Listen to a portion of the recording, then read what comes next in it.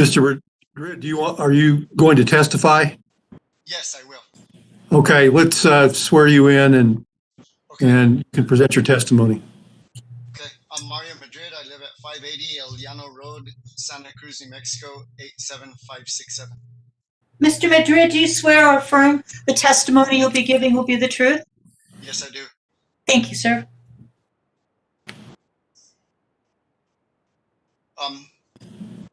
I've been working with Mr. Lovato and Mr. Kavanaugh for the last year after the Statons hired me, and just been preparing the documents to show everything according to the SLDC, and the project has a lot of constraints. Like one, for example, the ridge shoulder to the west.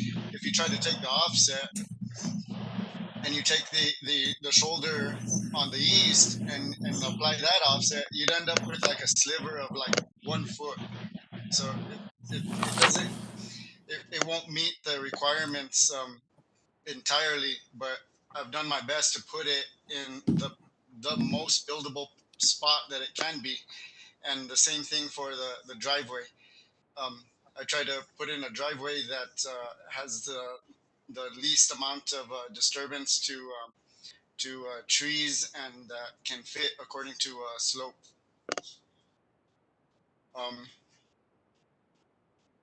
That's about it, really.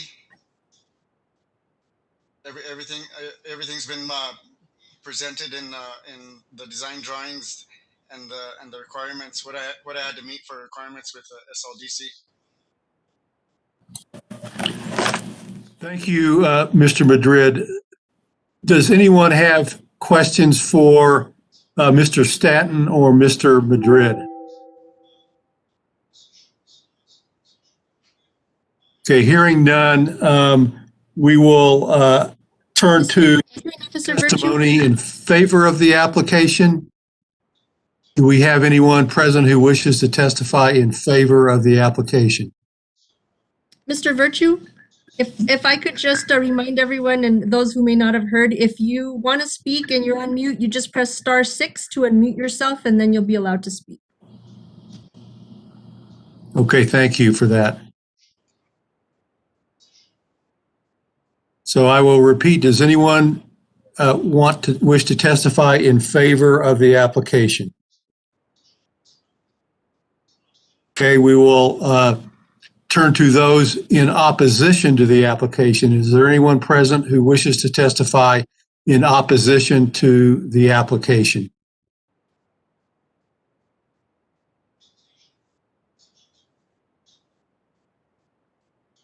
All right, I'll ask one more time if there's anyone who wishes to speak in opposition to the application. Hello, can you hear me? Hello? Hello, can you hear? I just heard someone speaking vaguely, but I couldn't hear what the person said. All right, this is Side conversation. Can you hear me? I can hear a voice, but I can't hear what you're saying. Can you get closer to your mic or speak up? Okay, yes. My name is Amalek Screen. Can you hear?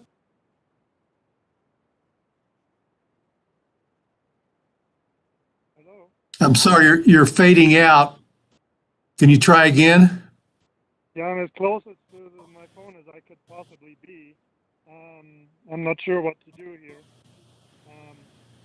But I'm representing all the neighbors here on Old Santa Fe Way and Mandy Lane.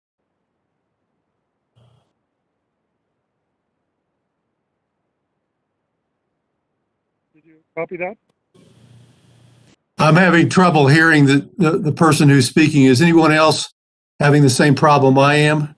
Yes. Yeah.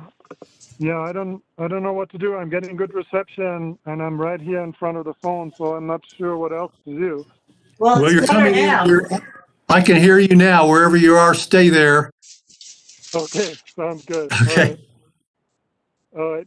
So yeah, my name is Amalek Screen, and I'm just representing a few concerns that neighbors having on Old Santa Fe Way and Mandy Lane. Okay, they're the ones would you that- please identify yourself for the record, including your name and address, and then we'll swear you in? Okay, it's Amalesh Green, and I'm on 27 Mandy Lane in Santa Fe, New Mexico, 87505. Sir, do you swear or affirm the testimony you're giving is the truth? Yes, I am. Would you also please spell your last name? Yes, it is Krien.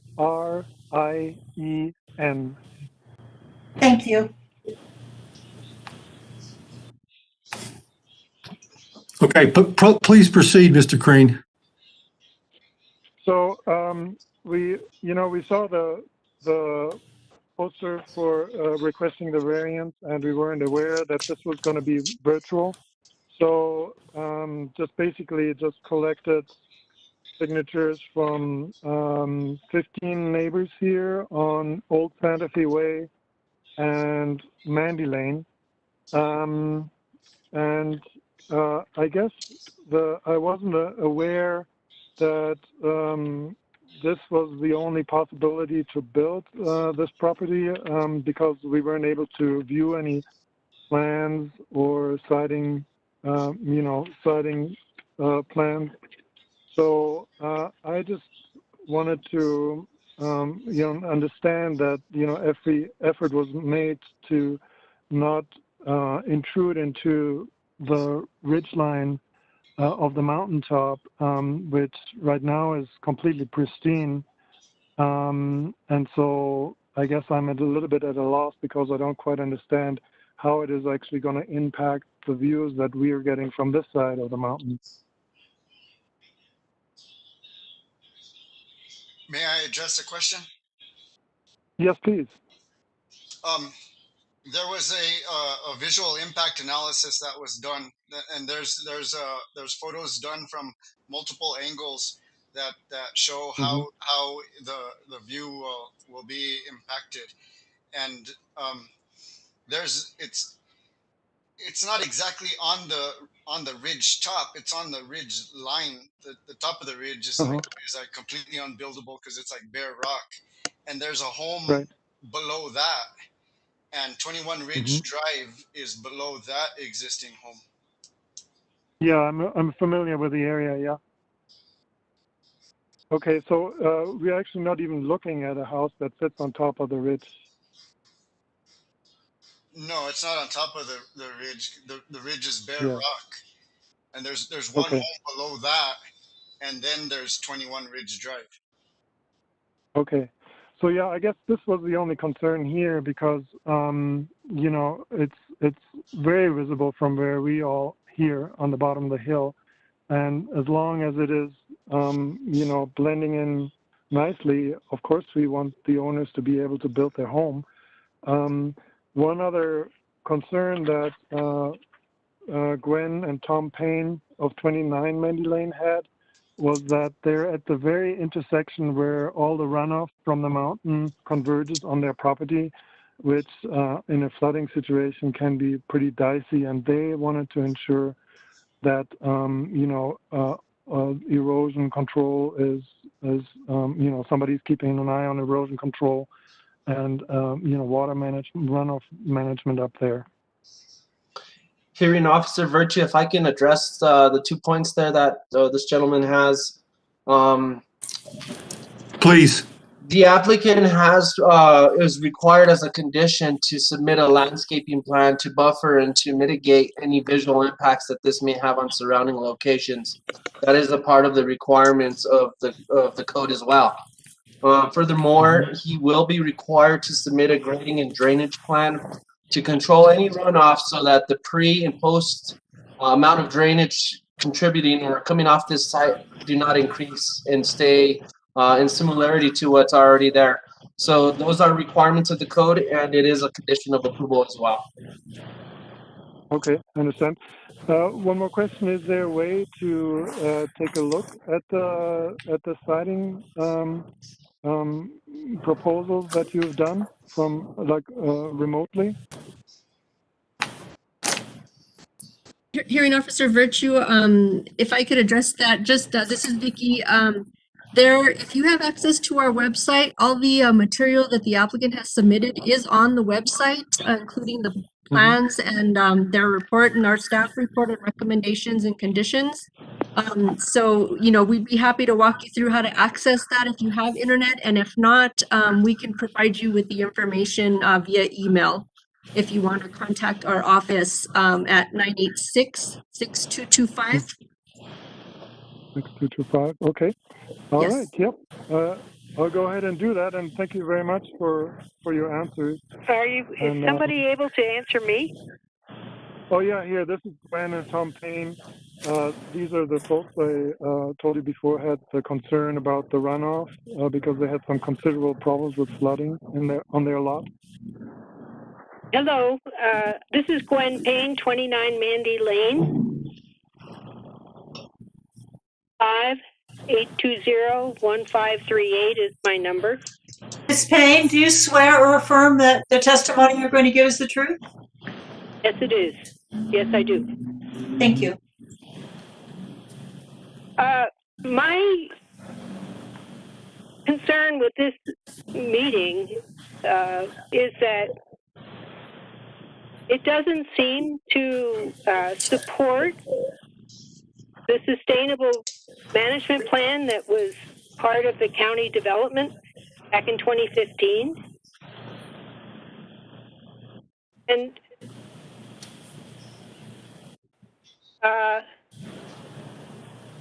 again, restoring the natural environment with vision statement at 1.2.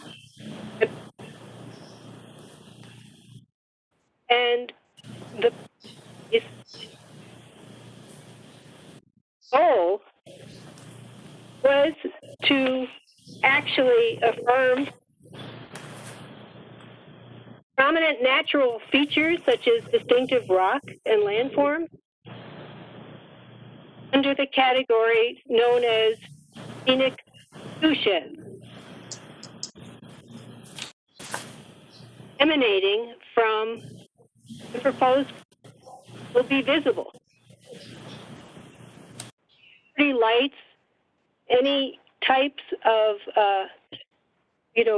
aids in terms of landscaping that you put in there will be destructive of the base upon which it's being built.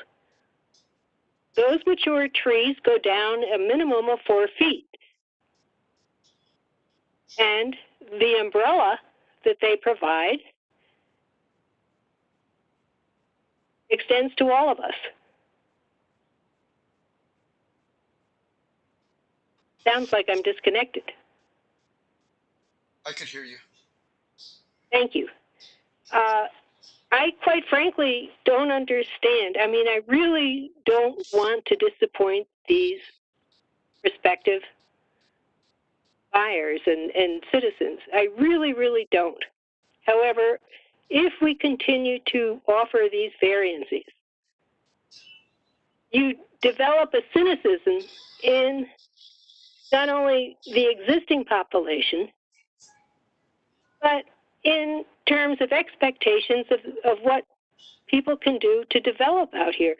I am not a NIMBY, but I really, really wonder from the get-go when these permits were applied for, when the licenses were given for the construction, what type of follow-through from this sustainable growth management plan was available other than here are the forms that you have to fill out, here are the the restrictions, here are the guidelines that you have. Where's the encouragement to not take out 11 huge trees, and in order for you to do that, to put in the structure at all, basically blast out rock that's been there for a gazillion years? It doesn't seem to fit. And I appreciate the fact that everybody's expended a lot of effort up until this point to file the permitting and file the descriptions, file even photos. But I really, really question the commitment from the planning standpoint and from the people who we've, deferred to make these judgments to allow these types of variances. It doesn't seem to be what you had in mind back in 2015. Or maybe you weren't even around in 2015. But if you were around in 2015, I wasn't around in 2015, but I came out here yes, I was. I beg your pardon. Yes, I was. But I came out here so that we could preserve our location and in the sense of its beauty. And where is the encouragement to do that here? Look at the destruction. I'll let you come in on this, but I'm reading from the 2015 Santa Fe County Sustainable Growth and Management Plan as published. But I don't want to disappoint anybody. I don't want to destroy somebody's retirement goals in living out here. I just would ask that the county, in its operation, follow through on some of this vision and this planning from the get-go, so we don't have to come to these sorts of unfortunate experiences. Thank you. May I say something? Please. Yeah, this is John Stanton, the owner. A couple issues. We purchased this lot in 2007, which was well before the sustainable use program was developed 8 years later, I suppose. And it was subdivided for a house to be built on it, which is why we purchased it. It wasn't just raw land. This was a subdivision, and it has a number of lots on it, which every year or two somebody buys a lot and builds a house out there. The lot we happened to buy in 2007 happens to have a nice view because it's on a ridgeline. Now, my wife and I love trees, and we don't like to cut down trees either. The trees that we're talking about are between 8 and 10 feet tall, and in Tennessee, they'd be considered large bushes, but they are trees, but they're not like big ponderosa pines. These are trees that are kind of gnarly trees that are about 8 or 10 feet tall, and the ones that are being removed are the ones that are along the driveway area, which is on the east side of the ridge and is really visible to no one because it faces towards Baldy Mountain, and I think it's Baldy Mountain. Anyway, the mountain it faces east towards government land, so it's not facing towards any other houses. As far as rock outcrops, there is a major rock outcrop which we dearly love, and the house is set back and off an angle from that because we did not want to remove any rocky outcrops. You're welcome to go up. You're welcome to go up there. It's the road is open. You're welcome to go up there and look at the lot. And what you'll see is that someone had attempted a driveway up from the bottom up towards the buildable area, but it's way too steep, and the fire department would never have allowed that. The lot, as we're looking, as we've come up with the location, is basically a bare area. It's a flat area. Well, it's flat relative to everything else. It is about a 15-degree slope. The problem is it's close to north and south. It's close to a 25-degree slope, but it's not really intruding. The house is designed not to intrude into any of those slopes. So, in other words, there's one rock that's going to be removed, not really a rock outcrop. The big rock outcrop, which is due southeast of our house, we are maintaining because we like that rock outcrop. And the only trees we are removing are not big ponderosa pines. They're just small scrubby trees on the east side where the driveway has to be. If we can't build a house, then the lot is basically useless, and we've invested money in something that we'll never be able to sell, because if you can't sell a lot to build a house on it, no one's going to want to. If you can't build a house, no one's going to want to buy a lot unless they want to just go sit out there in a lawn chair, because you can't even build or put a tent or a camper out there, because that violates all of the local ordinances. So if we've been trying to build this house for 2 years on a lot that we bought way back in 2007, and we have tried as much as possible to avoid any significant trees or any rock outcrops. It's just basically one boulder that's being removed. And as Mario said, he made efforts to go to all the major roads to see if you could even see the house from these major roads, and it is only visible from the highway, because it is way up on a ridge. You can't see it from Santa Fe Road, because the Santa Fe Road is down below the edge of the property where it drops off. So it's not going to have a major impact. It's going to be a typical Santa Fe style house. It's going to have a flat roof, an adobe style house. The windows are going to be behind covered porches, so there won't be any glare or bright reflections from the windows. And we have made efforts. Mario has worked up several different options as far as water retention, so that we would avoid runoff of water, because we do have neighbors that are concerned about drainage down below onto a lot below our land, and we would like to retain that water and use it and disperse it slowly from storage tank. So we've tried to make every effort we could to not involve damaging the environment or having the house where it's going to be obtrusive. But it was really the only place on that lot that you could build a house, and the lot could only be about 3,500 square feet. And as I said, if we can't build a house, then this lot, we've wasted our time and our money for the last 13, 14 years on this lot. Thank you, Mr. Stanton. I appreciate those comments. And Mr. Virtue, if I can comment from staff's point. Certainly. So staff has been working with Mr. Stan, his agent, and his contractor for about a year now. These lots were created in 1973 or 74. What was the date? I have it on my 73. Apologies. This is before our Sustainable Land Development Code was in effect, really, and also before any code was in effect. And these lots were created pre-code. If these lots came in today, a lot of these lots would not be allowed to create just that they're lots. The subdivision would not be allowed in a lot of this area without variances, which would be hard. So staff has done 3 site visits. We've made every effort in staff's help and try to mitigate as much as we can to allow Mr. Stan a place to build.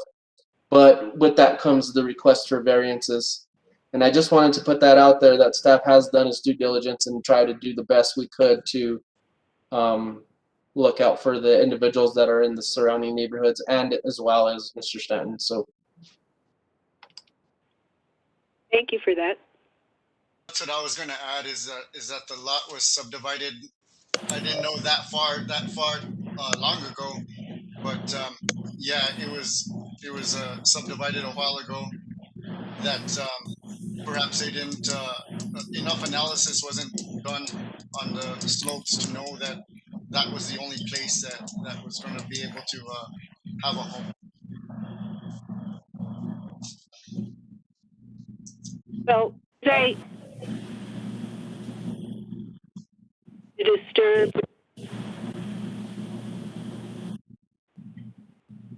in the development.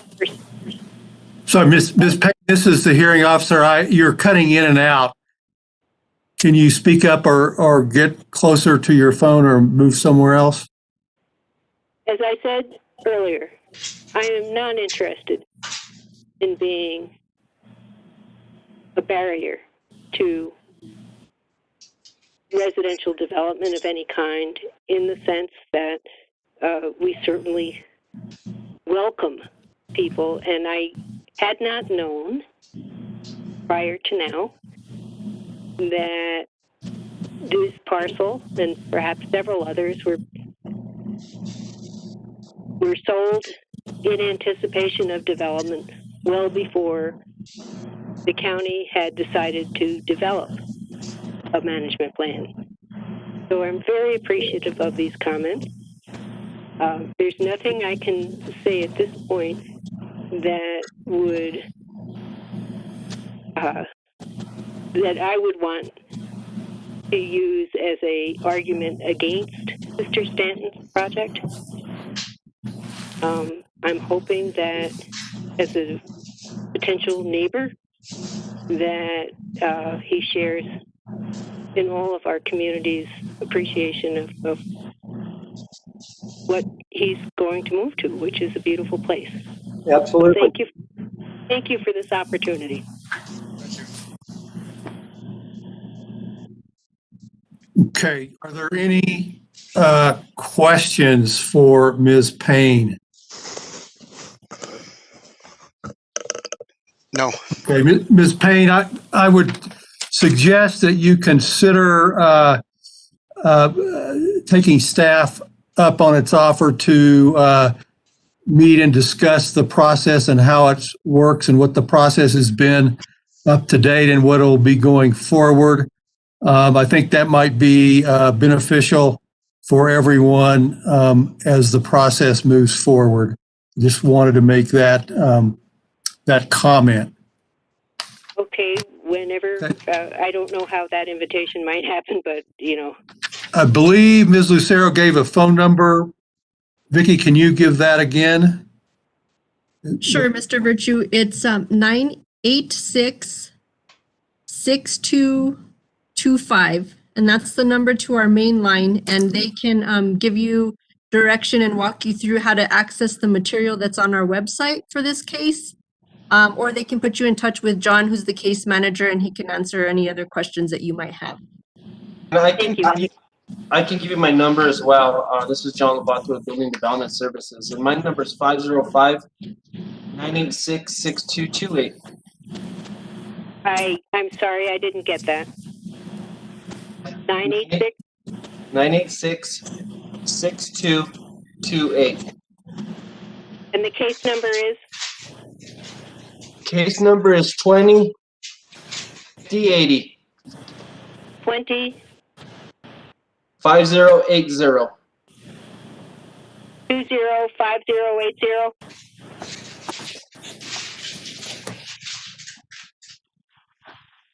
Yes, Just repeating, the case number is 205080. that's correct. Thank you so much. Okay, thank you, Ms. Payne. Is there anyone else present who wishes to testify in opposition to the application?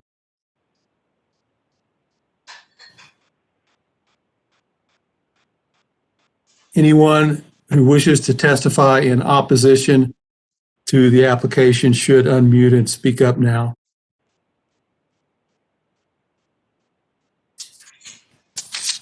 Okay, hearing nobody who wishes to testify further, I will close this public hearing and will issue a written recommendation with respect to the disposition of this matter within 15 business days. And with that, I will close this public hearing and this meeting. Thank you. Thank you.